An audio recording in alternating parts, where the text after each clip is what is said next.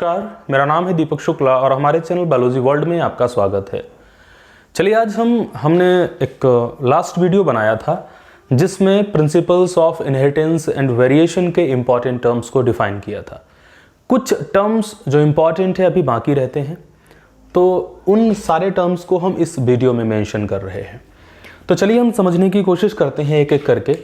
सबसे पहला टर्म है मोनोहाइब्रिड क्रॉस। मोनोहाइब्रिड क्रॉस क्या होता है? हमने लास्ट वीडियो में आपको करैक्टर के बारे में बताया था। तो हमने आपसे कहा था कि अगर हम करैक्टर्स की बात करें तो पी प्लांट में 7 कंट्रास्ट करैक्टर्स सिलेक्ट किए थे। किसने? ग्रेगर जॉन मेंडेल ने, जिसमें height of plant, position of flower, colour of flower, shape of pod, colour of pod, shape of seed, colour of seed, ये 7 कंट्रास्ट करैक्टर थे।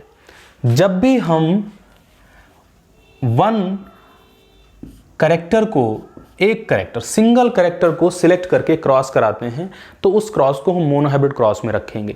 जैसे जब हम मेंडल का फर्स्ट लॉ पढ़ते हैं तो उसमें जब हम क्रॉस कराते हैं तो एक टॉल प्लांट लेते हैं, एक ड्वार्फ प्लांट लेते हैं, कैपिटल टी, इसका जीनोटाइप स्मॉल टी, गैमीट्स बनेंगे कैपिटल टी, स्मॉल टी। तो जब हम क्रॉस कराएंगे इनका रिजल्ट्स आएंगे आगे। तो यानी कि जब हम किसी एक करेक्टर को लेकर के क्रॉस कराते हैं, ये सिंगल करेक्टर है, हाइट ऑफ प्लांट के 2 ट्रेट थे, एक टॉल एक ड्वार्फ, लेकिन करेक्टर तो एक ही है ना, हाइट ऑफ प्लांट। तो जब एक करेक्टर को लेकर क्रॉस कराएंगे तो वो मोनोहाइब्रिड क्रॉस है। वहीं पर जब हम 2 करेक्टर्स को लेकर के क्रॉस कराएंगे, कितने करेक्टर्स? 2 करेक्टर्स, ठीक है ना। मेंडल का जो लॉ ऑफ इंडिपेंडेंट असॉर्टमेंट है उसको 2 करेक्टर्स लेके क्रॉस कराया गया था। आपको याद होगा 2 चीजें थी इसमें। शेप ऑफ सीड, 2 करेक्टर्स लिए गए थे। एक लिया गया था शेप ऑफ सीड और दूसरा करेक्टर लिया गया था colour of seed. Shape of seed and colour of seed. तो आपको अच्छे से याद होना चाहिए। शेप ऑफ सीड में एक तो सीड कैसा था? राउंडेड था, और दूसरे जो शेप ऑफ सीड का दूसरा वेरिएंट है वो क्या था? रिंकल्ड था। ऐसे ही अगर हम कलर ऑफ सीड की बात करें तो कलर ऑफ सीड में एक ट्रेट कैसा था? येलो सीड का, और एक ट्रेट था किसका? ग्रीन सीड का। क्लियर है ना। ये जो दोनों ट्रेट हैं ये डोमिनेंट ट्रेट थे। कैसे थे? डोमिनेंट ट्रेट थे। जबकि हम इसकी बात करें तो ये रिसेसिव ट्रेट था, ठीक है ना। तो इन दोनों पे एक एक्सपेरिमेंट में फोकस किया गया। जब देखो करेक्टर तो सारे किसी प्लांट में होंगे, बट हम फोकस किन करेक्टर्स पर कर रहे हैं? तो जब हम इन 2 करेक्टर्स पर फोकस कर रहे थे तो ये डाइहाइब्रिड क्रॉस था, ठीक है ना। अगर हम पोजीशन ऑफ फ्लावर और कलर ऑफ फ्लावर पे फोकस करेंगे तब भी वो डाइहाइब्रिड क्रॉस आएगा। यानी कि जब हम किन्हीं 2 कैरेक्टर्स पर फोकस करेंगे तो वो डाइहाइब्रिड क्रॉस में आएगा। क्लियर है ना। इसके बाद एक आता है रेसिप्रोकल क्रॉस। चलिए समझने की कोशिश करते हैं कि आखिर रेसिप्रोकल क्रॉस क्या होता है। जब आप कोई भी क्रॉस कराएंगे तो उस क्रॉस में क्या होता है कि जैसे जब हम क्रॉस कराएंगे तो एक सपोज हमने कैपिटल टी वाला प्लांट लिया, एक स्मॉल टी वाला प्लांट लिया, ठीक है। इसके फ्लावर बाइसेक्सुअल होते हैं, यानी कि फ्लावर में मेल और फीमेल दोनों पार्ट होते हैं। बट अगर हमने क्या किया, इसका मेल गैमीट यानी कि इसका जो पॉलन ग्रेन है वो यूज किया और इसके पॉलन ग्रेन को इस प्लांट की स्टिग्मा पर डाला, ठीक है ना। तो इसका पॉलन ग्रेन इसके एग सेल के साथ फ्यूज होगा। तो मतलब जब हमने क्रॉस कराया है तो क्रॉस में जो ये प्लांट था इसका मेल पार्ट हमने यूज किया, पॉलन ग्रेन का यूज किया, और इसकी हमने फीमेल पार्ट का यूज किया, मतलब इसके एग सेल को फ्यूज कराया इसके पॉलन ग्रेन से। जब हम ऐसा कराएंगे तो पहला एक्सपेरिमेंट में सपोज हमने ऐसा कराया, दूसरे एक्सपेरिमेंट में हमने क्या कराया कि हमने इस कैपिटल टी को लिया और इसकी एग सेल को इंपॉर्टेंस दी, और जो स्मॉल टी वाला था इसके पॉलन ग्रेन को इसकी एग सेल के साथ फ्यूज कराया, ठीक है ना। तो जब हम ऐसा कराएंगे, इसके पॉलन ग्रेन को इसकी स्टिग्मा पर डाला, वो अंदर जाएगा, एक सेल को फ्यूज करेगा। जब हमने ऐसा किया तो ऐसी क्रॉस को हम रेसिप्रोकल क्रॉस बोलते हैं। मतलब पहले हमने क्या किया, जिसको एज अ मेल लिया, एक को एज अ मेल, एक को एज अ फीमेल लिया, अगले क्रॉस में हमने वाइस वर्सा करा दिया, उल्टा करा दिया, फीमेल वाले को एज अ मेल सिलेक्ट किया, मेल वाले को एज अ फीमेल सिलेक्ट किया। जब हम अगले एक्सपेरिमेंट में ऐसा करते हैं तो ऐसी क्रॉस को हम रेसिप्रोकल क्रॉस बोलते हैं। रेसिप्रोकल क्रॉस के बाद एक टर्म आता है बैक क्रॉस का। चलिए देखिए बैक क्रॉस क्या होता है। जैसे ये एक्सपेरिमेंट है, यहाँ पर ये हम क्रॉस करा रहे थे, ये इसका फिनोटिपिक कैरेक्टर हो गया, ये इसका जीनोटाइप हो गया, ये बन गया गैमीट्स। हमने लास्ट के एक्सपेरिमेंट में बताया, लास्ट के कल की क्लास में बताया था। अब अगर हम इसमें देखें तो जब हम क्रॉस कराएंगे तो क्रॉस कराने पर जो रिजल्ट्स आएंगे उनको देखिए, सारे results capital T small T आएंगे।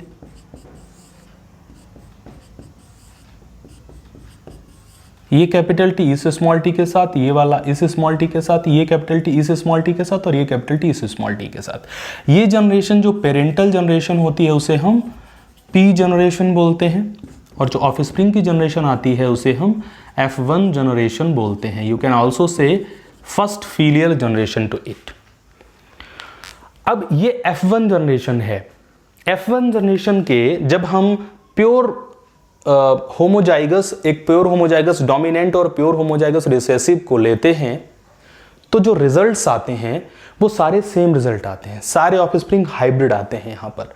अब हम क्या करें, अगले एक्सपेरिमेंट में जो F1 इंडिविजुअल है, ठीक है ना, F1 इंडिविजुअल का क्रॉस इसके पेरेंट, किसी भी पेरेंट के साथ करा दें, या तो इस पेरेंट प्लांट के साथ करा दें या फिर इस पेरेंट प्लांट के साथ करा दें। F1 इंडिविजुअल का क्रॉस P1 डोमिनेंट के साथ करा दें। P1 डोमिनेंट आपका कौन सा है, कैपिटल टी, या फिर P1 जनरेशन के रिसेसिव के साथ करा दें। रिसेसिव कौन सा है, स्मॉल टी, जो खुद को एक्सप्रेस नहीं कर पाता है उसे हम रिसेसिव कहते हैं। अगर हम ऐसा कराते हैं, यानी कि F1 जनरेशन के इंडिविजुअल का क्रॉस P1 जनरेशन के किसी भी इंडिविजुअल से करा देते हैं, आइदर डोमिनेंट और रिसेसिव, तो इसको हम बैक क्रॉस बोलते हैं। बैक क्यों बोला गया, ये तो नई जनरेशन है, इसका क्रॉस बैक जनरेशन के साथ कराया गया, तो इसे हम बैक क्रॉस बोलेंगे। बैक क्रॉस के अलावा एक और आता है जिसे हम टेस्ट क्रॉस बोलते हैं। टेस्ट क्रॉस में क्या होता है, जब भी हम किसी F1 इंडिविजुअल का क्रॉस, F1 जनरेशन के किसी इंडिविजुअल का क्रॉस हम P1 जनरेशन के स्पेशली रिसेसिव प्लांट के साथ कराते हैं। किसके साथ कराते हैं, इस रिसेसिव के साथ कराते हैं, तो ऐसे क्रॉस को हम टेस्ट क्रॉस बोलते हैं। ठीक है ना, तो इसको हम टेस्ट क्रॉस बोलते हैं। इसके बाद आ जाता है नेक्स्ट पॉइंट, पुनेट स्क्वायर। ये पुनेट स्क्वायर है क्या, एक साइंटिस्ट थे जिनका नाम था आरसी पुनेट। आरसी पुनेट ने पुनेट स्क्वायर को डिस्कवर किया था। जैसे हमने क्या किया, जब हम क्रॉस कराते हैं तो यहाँ पर 4 रिजल्ट आए, ऐसे ही जब हम ये मोनोहाइब्रिड के क्रॉस में 4 रिजल्ट्स आते हैं, अगर हम डायहाइब्रिड का क्रॉस कराएं तो 16 रिजल्ट्स आएंगे। 16 का अगर हम ऐसे क्रॉस बनाएंगे तो इतना तगड़ा नेटवर्क बन जाएगा कि हमें समझ में ही नहीं आएगा कुछ। तो इन चीज़ों को रिप्रेजेंट करने के लिए पुनेट ने, आरसी पुनेट ने एक स्क्वायर टाइप का डेवलप किया, जैसे जिसमें हम रिजल्ट्स को बहुत इजी वे में शो कराते हैं। इन्होंने इसको 1927 में डेवलप किया था। जैसे देखिए इसमें एक चीज़ और होती है पुनेट स्क्वायर में, जो अपर साइड होती है, यहाँ पर हम मेल गैमीट्स को रिप्रेजेंट करते हैं, और जो साइड होती है, लेफ्ट साइड होती है, ये लेफ्ट साइड है ना इसकी, तो यहाँ पर हम फीमेल गैमीट्स को रिप्रेजेंट करते हैं। सपोज हम मान लेते हैं ये जो टॉल प्लांट लिया था, इसके पॉलन ग्रेन को लिया गया था, और जो फीमेल प्लांट, जो ड्वार्फ था प्लांट, हमने इसकी एक सेल को फ्यूज कराया था इसके स्पर्म से, तो एज अ फीमेल हो गया ये। तो इसमें क्या होगा, मेल के गैमीट्स को अपर साइड पर लिखते हैं, फीमेल के गैमीट्स को इस लेफ्ट साइड पर लिखते हैं। तो मेल के गैमीट क्या है, एक गैमीट कैपिटल टी है, दूसरा गैमीट भी कैपिटल टी है, और फीमेल के गैमीट की बात करें तो एक स्मॉल टी है, दूसरा स्मॉल टी है। अब इनके रिजल्ट्स को हम बहुत आसानी से दिखा सकते हैं। इसमें हम ये वाला रिजल्ट लिखेंगे, इसमें हम ये वाला रिजल्ट लिखेंगे, तो ये कैपिटल टी इस कैपिटल स्मॉल टी के साथ फ्यूज़ करेगा तो यहाँ पर capital T small T result आएगा। ये कैपिटल टी इस स्मॉल टी के साथ फ्यूज़ करेगा तो यहाँ पर भी कैपिटल टी स्मॉल टी आएगा। ठीक है ना। अगले में देख लो, अगर हम इसमें कौन सा रिजल्ट लिखेंगे, इसका मतलब 90 डिग्री का एंगल बना दो उसके साथ में, तो यहाँ भी कैपिटल टी और स्मॉल टी का रिजल्ट आएगा, और इसका इसके साथ दिखा देंगे तो यहाँ भी कैपिटल टी और स्मॉल टी रिजल्ट आएगा। तो इसमें क्रॉस कराने में बहुत आसानी रहती है, तो इसको हम क्या बोलते हैं, पुनेट स्क्वायर के नाम से बोलते हैं, जिसमें हम क्रॉस को बहुत आसानी से दिखा सकते हैं। इसके बाद आता है प्योर लाइन। अब ये प्योर लाइन क्या होता है, जब भी हम किसी भी क्रॉस को कराने के लिए पी जनरेशन यानी कि पेरेंटल जनरेशन को सिलेक्ट करते हैं तो उसकी इनब्रीडिंग कराते रहते हैं। इनब्रीडिंग मतलब होता है कि किसी एक प्लांट के जो ऑफ स्प्रिंग्स हैं उनका फिर से क्रॉस कराया, उनके जो ऑफ स्प्रिंग्स आए उनका फिर से क्रॉस कराया। ऐसा क्रॉस कराने पर होमोजाइगोसिटी इंक्रीज होती है। होमोजाइगस का मतलब क्या था आपको पता है कि अगर कैपिटल टी है तो ये होमोजाइगस है, अगर स्मॉल टी है तो ये होमोजाइगस है, तो होमोजाइगोसिटी इंक्रीज होती है। समझ रहे हो ना। तो जब हम प्योर होमोजाइगस इंडिविजुअल्स को क्रॉस के लिए सिलेक्ट करते हैं तो ऐसे क्रॉस को हम प्योर लाइन सिलेक्शन, ऐसे हम जब क्रॉस के लिए ऐसे इंडिविजुअल को चूज करते हैं तो उसको हम प्योर लाइन बोलते हैं। ठीक है ना। आप जब भी देखो, पहली बार जब हम क्रॉस कराते हैं, अगर हम इस एग्जांपल को भी लें, डायहाइब्रिड में आप पढ़ रहे होंगे, जब हम क्रॉस कराते हैं तो capital R capital Y rounded और येलो को रिप्रेजेंट कर रहे हैं, wrinkled small R small Y, ये स्मॉल वाई ग्रीन को और स्मॉल आर रिंकल्ड को। तो ये प्योर रिसेसिव होमोजाइगस है, ये प्योर डोमिनेंट होमोजाइगस है। क्लियर है, बात समझ में आई। तो जब हम ऐसों को सिलेक्ट करते हैं तो इसे हम प्योर लाइन बोलते हैं। इसके बाद जीनोटिपिक रेशियो आएगा और फिनोटिपिक रेशियो आएगा। जीनोटिपिक रेशियो और फिनोटिपिक रेशियो में डिफरेंस क्या होता है कि जैसे हम देखें यहाँ पर ये F1 जनरेशन का अगर हम इसका रेशियो देखें, ये प्लांट सारे के सारे सेम हैं।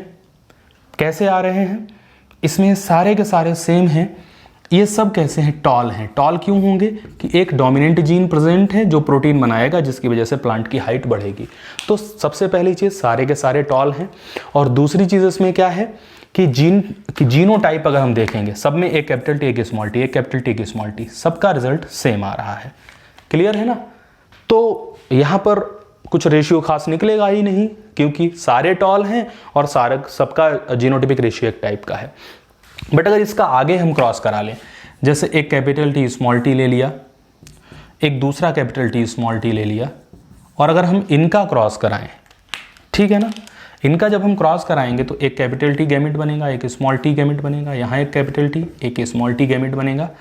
क्रॉस कराने पर जो रिजल्ट्स आएंगे जब हम उनको देखेंगे, चलिए इसमें एक कैपिटल टी पहला वाला आएगा, ये इससे फ्यूज़ किया है, ये फिर एक कैपिटल टी इस स्मॉल टी से फ्यूज़ किया है तो ये कैपिटल टी स्मॉल टी, फिर ये स्मॉल टी इस कैपिटल टी के साथ तो कैपिटल टी स्मॉल टी, फिर ये स्मॉल टी इस कैपिटल स्मॉल टी के साथ तो ये स्मॉल टी आएगा। समझ रहे हो ना। अब अगर इसमें हम देखें, इसमें दो रेशियो मिलते हैं। एक तो मिलता है फिनोटिपिक रेशियो। फिनोटिपिक रेशियो क्या होता है कि मॉर्फोलॉजिकल एक्सप्रेशन कैसा है और उसका रेशियो क्या आएगा। देखिए यहाँ पर ये कैपिटल टी कैसा होगा, ये होगा टॉल क्योंकि प्योर टॉल है। ये स्मॉल टी है तो कोई भी जीन प्लांट की हाइट बढ़ाने का काम नहीं करेगा, तो ये कैसा है, एज अ ड्वार्फ रहेगा। और ये जो दोनों हैं ये कैसे रहेंगे, ये भी टॉल रहेंगे क्योंकि इसमें कैपिटल टी जीन है तो ये भी टॉल हैं। ओवरऑल टॉल कितने हैं, फिनोटिपिक रेशियो मतलब मॉर्फोलॉजिकल एक्सप्रेशन, तो दो ही मॉर्फोलॉजिकल एक्सप्रेशन आते हैं, या तो प्लांट टॉल होता है या फिर प्लांट ड्वार्फ होता है। तो यहाँ पर टोटल 3 टॉल हैं, तो मॉर्फोलॉजिकल एक्सप्रेशन 3:2, ड्वार्फ है 1 तो 3:1 आएगा। वहीं पर फिनोटिपिक रेशियो की जगह पर अगर हम जीनोटिपिक रेशियो की बात करें, जीनोटिपिक रेशियो की बात करें तो जीनोटिपिक रेशियो में क्या आता है कि एक कैपिटल टी जीन मिलते हैं, फिर एक कैपिटल टी स्मॉल टी मिल रहे हैं, फिर एक स्मॉल टी मिल रहे हैं। तो एक कैपिटल टी, दो कैपिटल टी स्मॉल टी और एक स्मॉल टी, तो ये 1:2 1:1। बात समझ रहे हैं ना आप? एक कैपिटल टी, दो कैपिटल टी स्मॉल टी और एक स्मॉल टी। ठीक है ना? ये हमने क्रॉस किसका कराया था? F1 जनरेशन के ऑफ प्लांट्स को लिया था। इनका जो रिजल्ट आया वो क्या है? F2 generation. ठीक है ना? मतलब सेकेंड फीलियल जनरेशन। तो फिनोटाइपिक रेशियो में क्या है? फिनोटाइपिक रेशियो 3:1 आएगा, लेकिन जीनोटाइपिक रेशियो हम जीनोटाइप के बेस पे देखेंगे और ये रेशियो 1:2:1 आएगा। तो इतनी सारे कॉन्सेप्ट थे जो इंपॉर्टेंट थे। लगभग टर्मिनोलॉजी कंप्लीट हो चुकी है। फिर भी कोई ऐसा टर्म रहता हो जिसकी प्रॉपर मीनिंग आपको ना आती तो आप हमें कह सकते हैं, मैं उसको भी डिफाइन कर दूंगा। उम्मीद है आपको समझ में आया होगा। धन्यवाद।